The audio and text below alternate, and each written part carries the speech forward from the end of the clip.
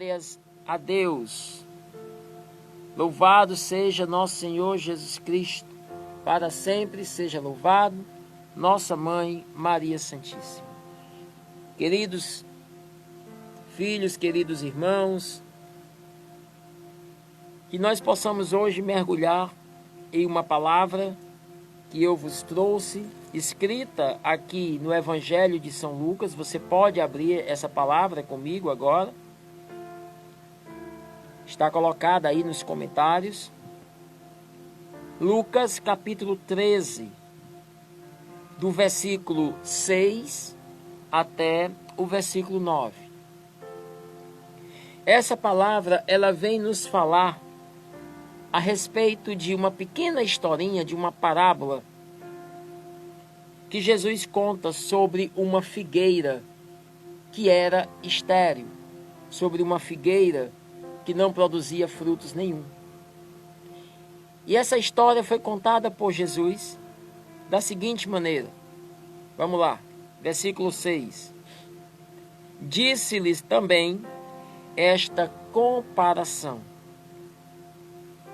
Um homem havia plantado uma figueira na sua vinha e, indo buscar fruto nela, não encontrou nenhum fruto. Então chamou o seu empregado, o viticultor, aquele que cuida da vinha, e disse assim para ele: eis que há 3 anos eu venho procurando fruto nessa figueira e não acho. Então cortai-a. Para que serve uma árvore dessa, ocupando inutilmente o terreno? Mas o viticultor respondeu a ele: meu senhor, deixai-a ainda este ano. Deixa que eu lhe cave ao redor e coloque adubo nela. Talvez, depois disso, quem sabe ela venha a dar frutos. Caso contrário, então nós a cortaremos. Palavra da salvação. Glória a vós, Senhor. Queridos, olha que palavra interessantíssima essa. Uma pequena passagem, mas que nos traz uma mensagem maravilhosa, uma mensagem profunda. O Senhor vem nos falar aqui a respeito de uma figueira, de uma planta cujo seu fruto é o figo, uma planta muito comum naquela região, na região onde Jesus morava, e uma planta cujo os habitantes tinham o costume de fazer uso dos seus frutos. E a parábola nos diz que havia um homem que era dono de uma terra que mandou plantar uma figueira. Quando essa figueira cresceu, que chegou no período de dar frutos, esse homem foi até lá buscar frutos e não encontrou nada na figueira. Mas ele deixou ela lá. Mais um ano, passou o ano inteiro. E quando chegou novamente o período de safra, período de colheita, ele retorna lá no segundo ano e a figueira continua sem dar nenhum tipo de fruto. E aí, pela terceira vez, no terceiro ano, novamente ele retorna e não há fruto nenhum na figueira. Até que depois de esperar 3 anos, ele chama aquele que cuida da sua vinha, o viticultor, e diz: olha, não tem jeito. Corta esta árvore, queima, lança ela no fogo. Só vai servir mesmo para lenha, porque já é a terceira vez, já é o terceiro ano que eu venho aqui e não encontro fruto nenhum nela. E aí o viticultor diz: Senhor, vamos fazer o seguinte. Deixa que eu cave ao redor dela e que eu coloque adubo. Quem sabe assim ela não venha a frutificar. Quem sabe assim na próxima safra, na próxima colheita, o Senhor não venha até aqui e não encontre nela aquilo que o Senhor espera. Se o Senhor não encontrar, então o Senhor manda cortá-la. Essa parábola, ela é muito interessante, queridos, porque nos faz questionar nas nossas vidas sobre uma pergunta fundamental. O que você está deixando aqui, nesta terra, de legado?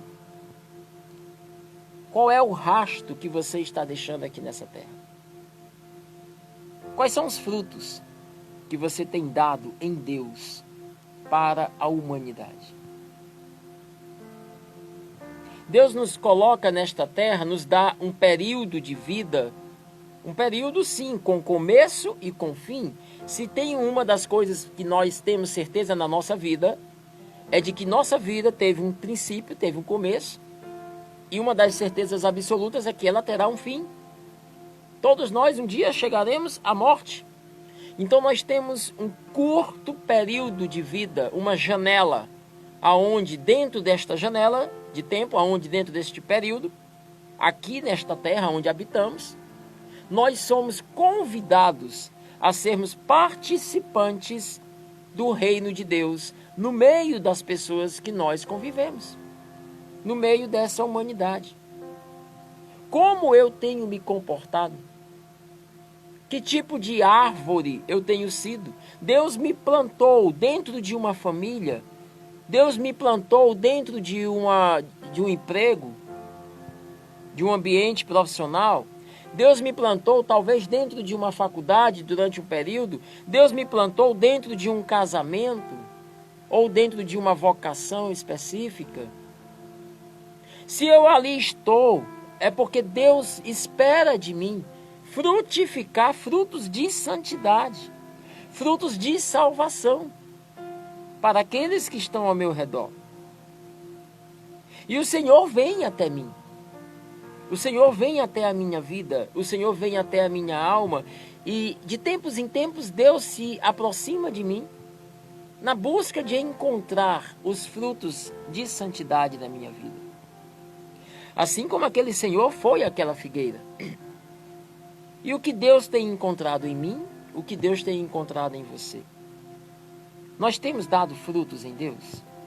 Ora, que coisa interessante quando nós olhamos para o projeto de salvação. É algo muito interessante, porque nós, ao olharmos para o projeto de salvação, nós vamos entender o nosso papel aqui nessa terra. Veja que quando Adão e Eva pecaram, e o pecado original entrou no mundo, entrou na vida do homem, na vida da mulher, o pecado original impedia que nós humanos, que nós filhos de Deus, pudéssemos adentrar no céu. Por mais santo que fôssemos, não entraríamos no céu nunca por causa do pecado original.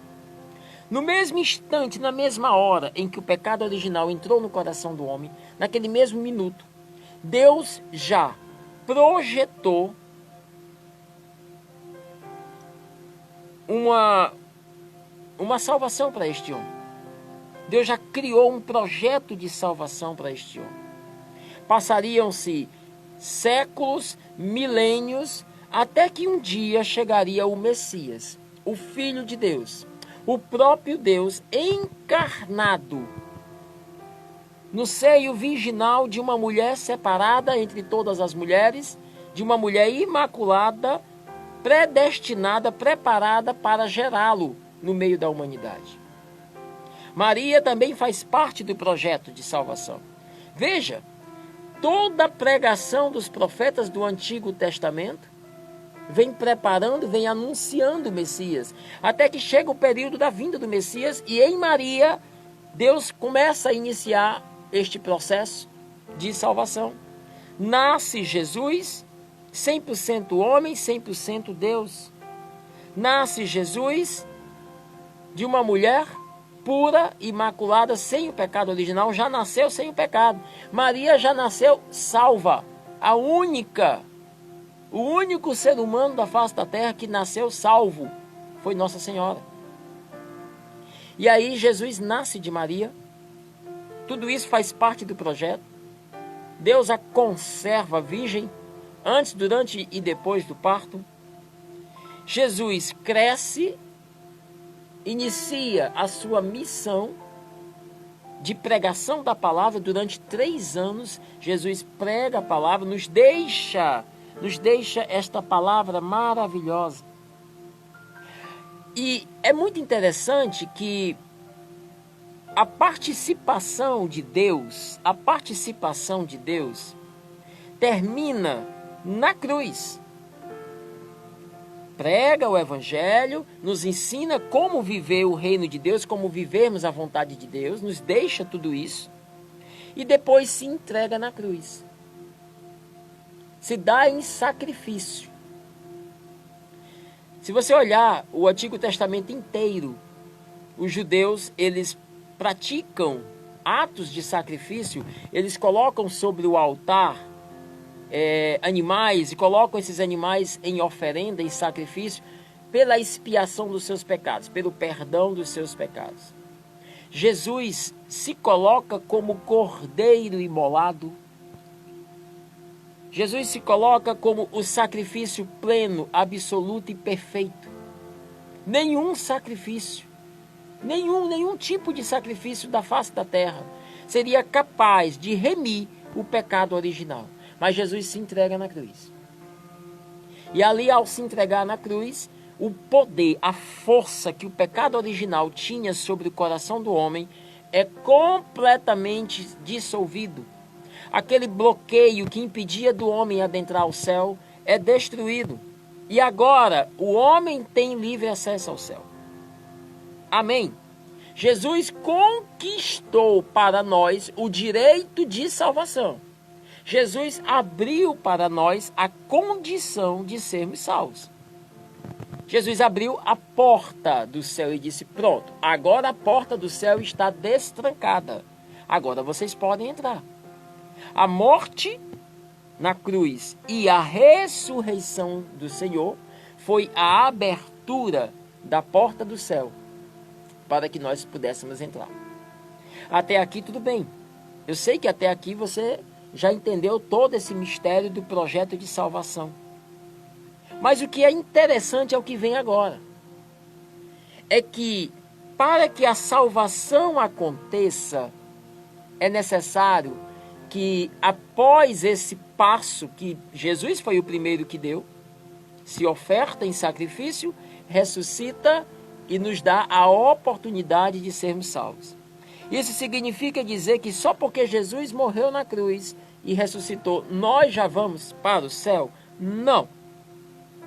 Isso significa dizer que Jesus conquistou para nós o direito de céu, o direito de entrarmos no céu. Mas não significa dizer que já estamos no céu. Podemos viver a vida como quisermos, fazer o que quisermos, porque já estamos salvos. Não, filhos, não é assim. E aí é onde entra a segunda parte do projeto de salvação, que é maravilhoso. É onde Deus escolheu, dentro da segunda parte do projeto de salvação, escolheu dependermos uns dos outros para sermos salvos. Porque a salvação, ela depende da proclamação da palavra de Deus. Quem é que nos leva à salvação? Quem é que muda? Quem é que converte a nossa vida? Quem é que nos transforma? A palavra de Deus. É ela que tem força para nos transformar. A nossa condição hoje é a seguinte: eu tenho o livre acesso ao paraíso, ao céu. Eu tenho livre acesso à salvação. Mas eu tenho diante de mim escolhas, propostas. Quando eu escuto a palavra de Deus e a coloco em prática na minha vida, quando eu busco a vivência da santidade como essência principal, como importância maior na minha vida, quando eu busco viver a santidade, eu estou, querido, caminhando para o céu, porque a porta do céu está aberta, Jesus abriu para mim. Mas eu caminho para o céu quando eu busco uma vida de santidade. Mas eu tenho a escolha de não viver em santidade. Eu tenho o poder de decidir não viver o que aqui está escrito nessa palavra. E aí eu vou trilhar por outro caminho. Não por um caminho que me leve ao céu, mas por um caminho que talvez me leve à perdição de alma. E o que é interessante é que, para que eu viva esta palavra, primeiro eu preciso encontrá-la. Por exemplo, na tua casa, quantas pessoas ainda não conhecem a Deus? Quantas pessoas na tua família, vamos pegar só a sua família. Quantas pessoas na tua família ainda não caminham numa caminhada de igreja, de grupo de oração, de pastoral, seja lá como for? Quantas pessoas na tua casa ainda não se converteram a Deus? Ainda não conhecem essa palavra? Pois bem, qual é o caminho para que elas conheçam a Deus? Elas precisam encontrar a palavra de Deus, que é a pérola preciosa escondida no terreno. E quem vai mostrar essa palavra é você. É isso que é lindo na segunda parte do projeto de salvação. Deus quis depender de nós. É eu que anuncio esta palavra para você. Eu levo a palavra de Deus para você. E você, ao encontrá-la, é tocado por ela. Ela converte a sua vida, ela lhe transforma, ela lhe faz buscar e desejar a santidade. E ao mesmo tempo, ela também lhe convida a você também tornar-se um anunciador desta palavra para outro. E assim nós vamos proclamando, propagando a palavra de Deus uns para o outro. Isso é um projeto de salvação. Lembre-se, Jesus fez o mais difícil, que era o quê? Abrir a porta do céu. Entregou-se por inteiro. Mas abrir a porta do céu não significa dizer que já estamos salvos. Dependemos da pregação do Evangelho. Dependemos da pregação da palavra de Deus. Quando eu prego a palavra de Deus, eu sou luz. Eu sou instrumento desta palavra para a sua vida. Ao mesmo tempo que também o ato de pregar a palavra, quando eu prego, ela também converte a minha vida. E aí, filhos, pegando agora tudo isso que nós falamos sobre o projeto de salvação, trazendo para esta passagem de hoje, nós vemos que os frutos que nós damos são os frutos da evangelização. Que tipo de fruto? Quando eu encontro a palavra de Deus, que tipo de fruto Deus há de encontrar na minha vida? Um coração humilde, um coração convertido, um coração transformado, um coração novo, um coração curado, um coração sem ressentimentos, uma vida sem mágoa, sem rancor, sem tanta raiva, sem iras, sem vingança, sem inveja, sem impurezas, sem pornografias.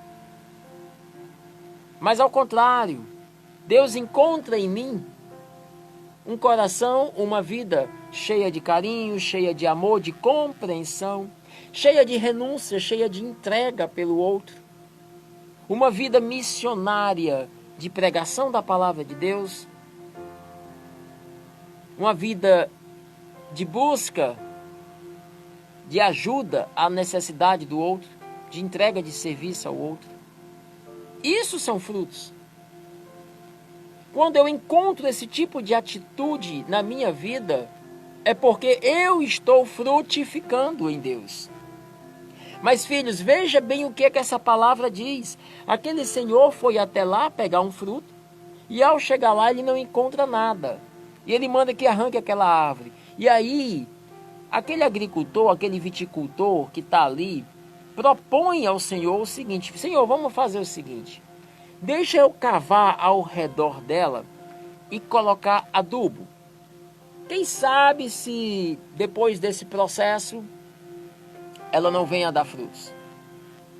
Aqui está muito claro para nós que o possível motivo pela qual aquela planta não estava dando frutos é porque ela estava com as suas raízes em um solo árido, em um solo sem nutrientes, em um solo pobre nutricionalmente. Ela não estava encontrando nutrientes adequados para que ela conseguisse dar frutos. As suas raízes estavam enraizadas em terreno não fértil, em terreno fútil, em terreno vil. O ato de se adubar, o ato de se colocar nutrientes, riqueza naquele solo, muito possivelmente fará com que aquela figueira, na sua próxima colheita, venha a dar frutos. Assim somos nós. Assim somos nós. Nós somos convidados a sermos participantes do projeto de salvação. Deus quer salvar os outros através de nós, assim como nós um dia fomos salvos através de alguém que anunciou a palavra para nós. Esse é o projeto de salvação. Não termina em Jesus da cruz, continua em nós, é a igreja. Agora, se eu não estiver com as minhas raízes fincadas em um solo fértil, se eu não estiver enraizado na palavra de Deus, que é o solo fértil, se eu não estiver enraizado numa vida espiritual de busca de santidade diária na minha vida, quais frutos eu darei na minha evangelização? Você pode até ir pregar a palavra de Deus, mas muitas vezes a pregação acaba que não dando frutos nenhum. Porque não é só falar da palavra, mas é falar daquilo que você busca viver diariamente. Quando você prega a palavra de Deus, quando você prega uma palavra, uma passagem da palavra de Deus, que você não vive essa palavra antes, a tua pregação, ela acaba que se tornando árida, sem frutos, sem força de conversão, sem força de transformação. Quando você escuta uma pregação de alguém e que aquela pregação não te toca, não te transforma, não te muda, não te faz desejar viver o céu, muito possivelmente essa pregação está sem frutos, está árida de unção, enfim. Então, não adianta também, por exemplo, não só na questão da pregação, mas na questão missionária. Você vai lá e faz 1000 trabalhos dentro da igreja, trabalhos pastorais, trabalhos de evangelização, trabalhos de auxílio, trabalhos de ajuda, trabalhos de até caritativos. Mas se tudo isso não forem frutos de um enraizamento na essência da palavra de Deus, na essência da busca da santidade, acaba que sendo trabalhos áridos. Você está trabalhando realmente, mas você não está colhendo nada dentro do reino de Deus.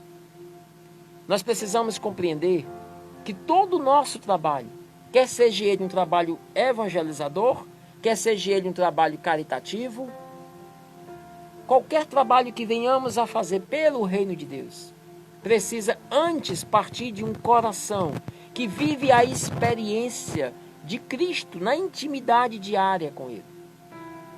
Eu preciso viver em Deus.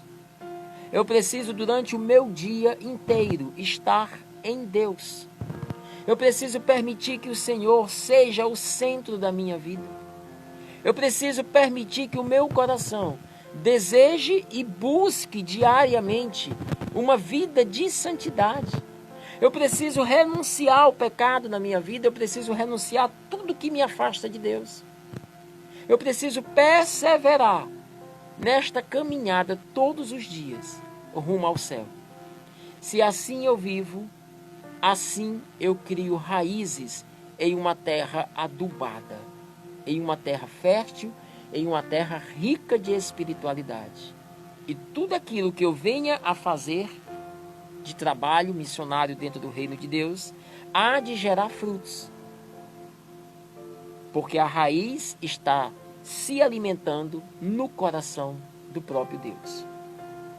Mas, se eu só trabalho, se eu só tenho uma ação, e eu não tenho uma experiência real de intimidade com aquele pela qual eu evangelizo, se eu só falo de Deus, mas eu não conheço a Deus, eu acabo que não dando frutos adequados. Tem uma historinha que a gente sempre conta que é muito engraçado. né? Muitas pessoas conhecem essa historinha, mas vale sempre a pena a gente contar.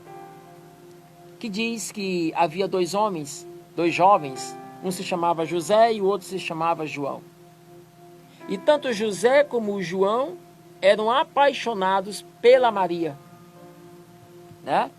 E ambos queriam namorar com Maria e ambos queriam casar com Maria. Então, tinha dias que João ia visitá-la, tinha dias que José ia visitá-la. Acontece que João gostava demais de Maria. E o que é que ele fazia? Ele falava de Maria para todo mundo. Aonde João chegava, João dizia: olha, Maria é linda. Maria é muito bonita, os olhos dela são maravilhosos, seus cabelos. E ele falava de uma maneira linda de Maria para todas as pessoas. Porque ele era apaixonado por Maria. Tinha José que falava muito pouco de Maria. Mas José estava com Maria todos os dias. José procurava aproveitar todo o tempo que lhe era permitido para estar com Maria.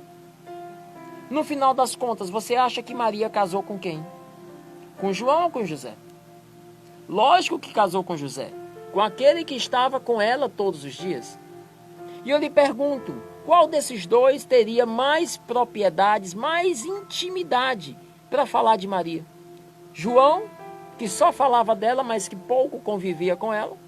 Ou José, que era íntimo de Maria, que era íntimo, que conhecia seus detalhes, que conhecia muito mais do que o seu exterior, mas conhecia também o seu interior, a sua personalidade, a sua essência.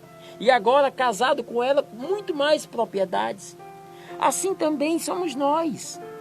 Se vamos querer fazer o trabalho missionário de Deus, sem o conhecê-lo intimamente, sem estar com ele todos os dias, acabamos falando de Deus, sem ter propriedades de essência íntima daquilo que estamos falando. Anunciamos a um Deus pela qual nem nós o conhecemos plenamente. É melhor que se mergulhe nesta intimidade, neste relacionamento de intimidade com Ele. É melhor que nós o conheçamos, que nós nos apaixonemos. É melhor que nós casemos com o Senhor. É melhor que nós estejamos comprometidos, consagrados com o Senhor, para que nós possamos conhecê-lo em profundidade. E assim, a nossa pregação, o nosso trabalho missionário, não será apenas uma teoria, mas será algo que nasce de dentro do nosso coração. Algo pela qual nós falamos com propriedade daquilo que conhecemos. Assim nós damos frutos. A passagem de hoje vem nos falar sobre frutos. Dar frutos no reino de Deus. O Senhor precisa de nós para que o projeto de salvação aconteça nas nossas vidas e na vida de outras pessoas. Mas para que a salvação chegue às pessoas que ainda não conhecem a Deus, faz-se necessário que este anúncio, que este trabalho missionário de levar a salvação aos outros, vá acompanhado de verdadeiros frutos do Espírito Santo. E só consegue dar frutos aquele que vive uma vida de intimidade com Deus, aquele que enraiza suas raízes na busca verdadeira da santidade diária na sua vida. Que essa palavra hoje venha nos iluminar, venha nos fazer compreender que antes de tudo na nossa vida, nós primeiro precisamos enraizar em Deus. Aonde estão as tuas raízes? Onde você está bebendo hoje? Que tipo de alimento você tem dado à sua alma? Você está se alimentando daquilo que é espiritual, daquilo que é a vontade de Deus? Ou as tuas raízes têm buscado alimentar-se em alimentos passageiros, efêmeros, em alimentos que este mundo nos oferece? Da onde você está bebendo? Qual é o solo que hoje você permite que as tuas raízes se finquem? Neste mundo ou na palavra de Deus? Porque daquilo que tu estiveres se alimentando, serás aquilo que tu irás produzir. Ou nem produzir. Que a palavra de Deus hoje nos leve a refletir, a meditar sobre a nossa vida. Que ela nos leve a fazer uma análise, um exame de consciência. Eu estou dando frutos em Deus? Quantas pessoas já encontraram a Deus através de mim? Não sou eu que levo as pessoas a se salvarem. Não, é Deus que faz a obra, mas Ele precisa de alguém, e este alguém é você. Por isso eu pergunto, você tem sido instrumento de salvação? Quantas pessoas viviam no mundo? Quantas pessoas eram afastadas de Deus? E através de você, talvez de uma pregação, talvez de um aconselhamento, talvez da tua voz cantando, talvez de um trabalho missionário, talvez de um ato de caridade seu. Quantas pessoas, olha para a tua vida hoje, quantas pessoas encontraram o caminho do céu, o caminho da salvação, porque a porta do céu está aberta. Mas quantas pessoas encontraram o caminho da salvação, porque você mostrou para elas o caminho. Se isso tem acontecido na tua vida, glória a Deus, você tem dado frutos no reino de Deus. Mas se você ainda não percebe que isso tem acontecido, é bom você observar aonde as tuas raízes estão fincadas. Que tipo de alimento você tem se alimentado diariamente? Aonde você tem buscado a força espiritual da tua alma e do teu coração. Permaneçamos em Deus, para que assim Deus também permaneça em nós. Busquemos a santidade com todas as forças da nossa alma, ou santos ou nada. E assim seremos instrumentos nas mãos de Deus para a salvação daqueles que estão ao nosso redor. Louvado seja nosso Senhor Jesus Cristo, para sempre seja louvado, nossa Mãe Maria Santíssima.